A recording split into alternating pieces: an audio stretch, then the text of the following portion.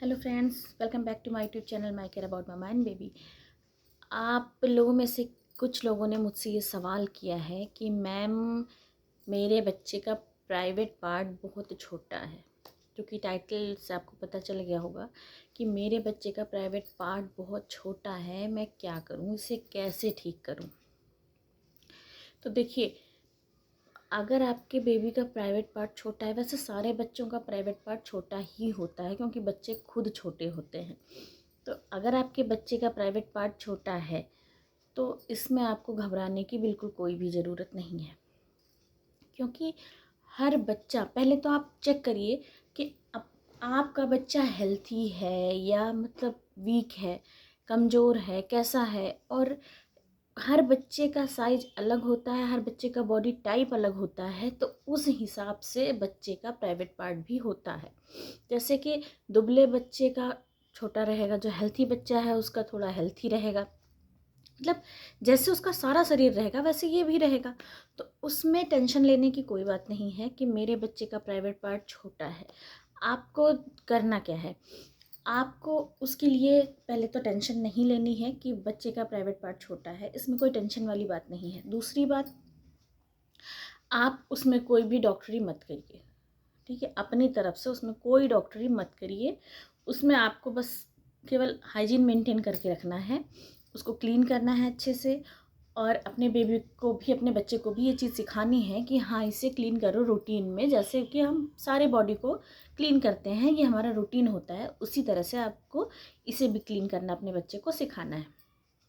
Hygiene maintain करके रखना है। और अपने बच्चे को आप शेम फील बिल्कुल भी ना कराएं कि जैसे मतलब अगर उसे कोई प्रॉब्लम हो रही है, अगर वो कुछ शेयर करना चाहता है आपके साथ, या उसे ऐसी जगहों पे कोई प्रॉब्लम है, तो उसे शेम फील ना करें कि हाँ गंदी चीज़ होती है, इसके बारे में बात नहीं करते। नहीं, आप खुल के बात कीजिए कि हाँ बेटा, अगर कोई प्रॉब्लम है तो बताओ, या इसको ऐसे क्लीन करते हैं, इसको ऐसे टच करते हैं, इसकी सफाई ऐसे करते हैं, ऑयलिंग ऐसे करते हैं। हाइजीन मेंटेन करके रखना है क्योंकि ये बॉडी का बहुत सेंसिटिव पार्ट है, इससे इन्फेक्शन के खतरे ज़्यादा होते हैं। तो ये चीज़ें आपको अपने बच्चे को बता के रखनी है बराबर।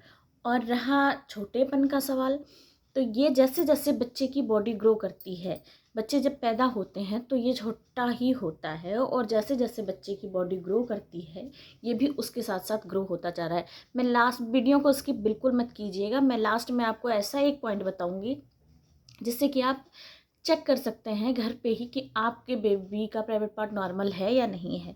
तो प्लीज़ वीडियो स्किप मत कीजिएगा, लास्ट तक बने रहिए। और अगर वीडियो अच्छी लगे तो लाइक, शेयर और सब्सक्राइब ज़रूर कीजिए। अगर आप चैनल पे नए हैं तो चैनल को सब्सक्राइब भी कीजिए, मैं आपके लिए ऐसी इन्फॉर्मेटिव वीडियोस लाती रहती हूँ।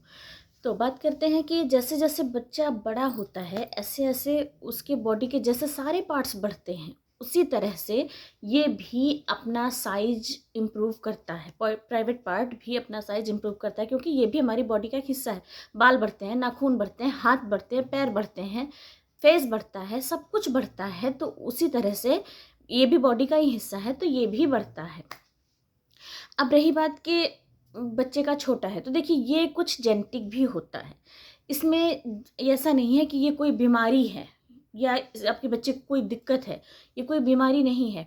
इसमें ये जेनेटिक भी हो सकता है, इसमें जेनेटिक रीज़न भी होते हैं, कुछ हार्मोनल रीज़न भी होते हैं, जो कि आप बिल्कुल ऐसा मत सोचिए कि आपके बच्चे में कोई प्रॉब्लम है या कोई कमी है। अच्छा, अब बात करते हैं कि आपके बच्चे का ही नहीं, सारे बच्चे का प्राइवेट पार्ट छोटा होता है। आप किसी और के बच्चों को भी देख लीजिए। अच्छा, ये है कोई बच्चा हेल्थी होता है, उसके जांघों के पास काफ़ी ज़्यादा चर्बी होती है। छोटे छोटे बच्चे जो होते हैं जांघों पे काफ़ी चर्बी होती है, पेट के पास मतलब गोलू मोलू सा एरिया वो लगता है, तो काफ़ी हेल्थी लगता है, तो उनका उसमें छिप जाता है या काफ़ी उभर के आता है। और कुछ बच्चे पतले ज़्यादा होते हैं, मतलब उनके पैरों के जांघों पे उतनी चर्बी नहीं होती है जो कि वो दिखे, तो उनका प्राइवेट पार्ट वो बड़ा दिखता है। तो इसमें भी ये चिंता करने की बात नहीं है। देखिए, शरीर के हिसाब से जैसे बच्चा पतला है तो उसका प्राइवेट पार्ट उभर के आएगा, अगर बच्चा मोटा है तो उसमें नहीं दिखता है ढंग से। तो आपको ये टेंशन लेने की बात नहीं। अगर आपका बच्चा टॉयलेट ढंग से कर रहा है, टॉयलेट करते टाइम रोता नहीं है, और आपने हाइजीन मेंटेन करके रखा है, बराबर नहलाते टाइम साफ़ सफाई, ऑयलिंग के टाइम साफ़ सफाई, तो मसाज के टाइम साफ़ सफाई, तो आपको कोई प्रॉब्लम टेंशन लेने की ज़रूरत नहीं है। अब वो लास्ट पॉइंट जो मैं आपको बताने वाली थी कि आप घर पे कैसे चेक कर सकते हैं कि आपके बेबी का प्राइवेट पार्ट ठीक है। देखिए, आपको करना क्या है, आपको मसाज करते टाइम 2 ऐसी टिप मैं बताऊँगी, 2 ऐसी चीज़ें, तरीके जिससे आप ये पता कर सकते हैं कि हाँ, आपके बेबी का प्राइवेट पार्ट नॉर्मल है।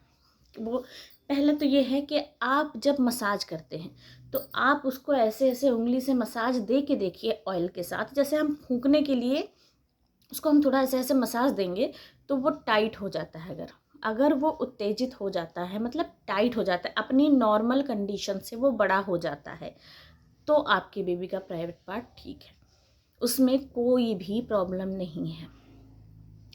दूसरी चीज़, अगर आपका बच्चा टॉयलेट करने जाता है, जैसे बच्चे टॉयलेट करने जाते हैं, तो भी अगर वो नॉर्मल ना रह के उससे साइज बढ़ जाता है, डबल हो जाता है या थोड़ा बढ़ जाता है, तो भी आपको ये क्लियर हो जाना चाहिए कि आपके बेबी का प्राइवेट पार्ट नॉर्मल है, इसमें कोई भी प्रॉब्लम नहीं है। आप बिल्कुल निश्चिंत रहें, बच्चों के प्राइवेट पार्ट छोटे ही होते हैं और वो शुरू से ही इतने बड़े नहीं होते हैं। शरीर के हिसाब से प्राइवेट पार्ट भी होता है, जैसे लोगों का शरीर बढ़ता है उसी हिसाब से उनके शरीर के सारे अंग बढ़ते हैं।